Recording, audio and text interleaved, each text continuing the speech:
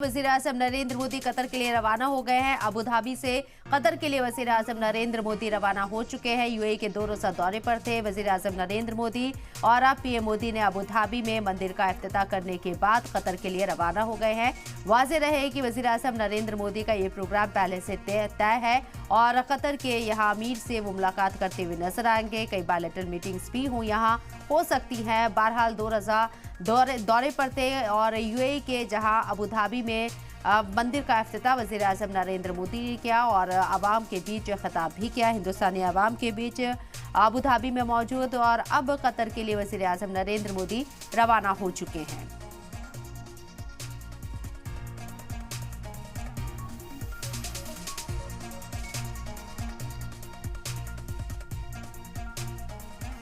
PM Narendra Modi 2 दिन के दौरे पर यूएई की कैपिटल अबू धाबी में थे और यहां उन्होंने आज हिंदू मंदिर का इफ्तिताह किया।